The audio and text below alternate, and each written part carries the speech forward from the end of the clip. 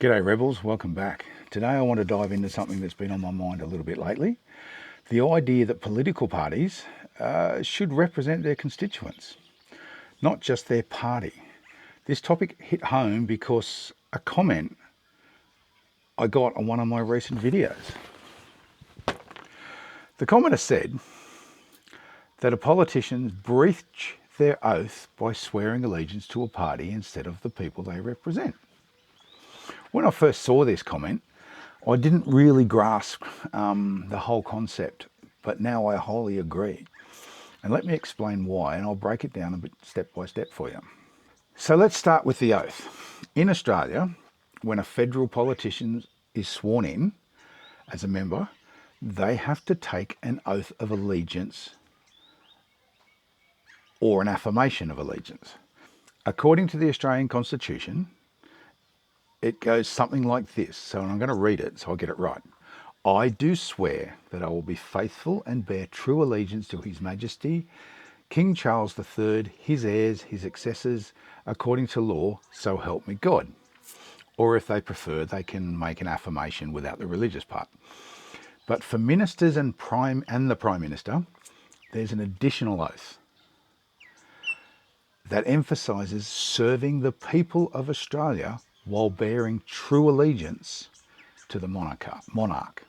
The key point here is the oath is to the Crown, which represents the Australian state and its laws, and to faithfully serve the public. Nowhere does it mention loyalty to a political party. In fact, the Constitution doesn't even reference a political party at all. They're not part of our formal system. So the comment is right. When politicians prioritise party lines over their constituents' needs, it feels like a breach of their oath. Their job is to represent us, the voters in their electorates, not to blindly follow party directives. If a policy hurts your local community but helps the party agenda, shouldn't they speak up? Party allegiance can turn representatives into yes men, undermining the democracy we're supposed to have. This brings me to a perfect real-world example right here in Australia. Just a couple of weeks ago, on February 8, 2025, look here, the Liberal Party updated their website on a page on the coalition. It outlines changes to strengthen internal processes, Liberal National Coalition. Listen to this quote directly that I've put up here. Again, I'm going to read it, so there's absolutely no ambiguity. Coalition internal processes will be strengthened, including all shadow ministers signing agreements to shadow cabinet solidarity. The introduction of a shadow cabinet decision register and codification that neither individual party is able to overturn the decisions of the shadow cabinet, and enshrining the primacy in the joint party room. So what does that mean in English? It means that shadow ministers, that's the opposition equivalent of ministers, have to sign to solidarity, promising to toe the party line. There's a decision register to track everything, and no single party, Liberal or National, can override what the shadow cabinet calls.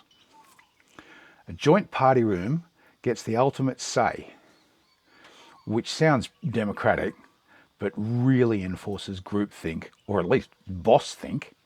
So this is exactly the problem.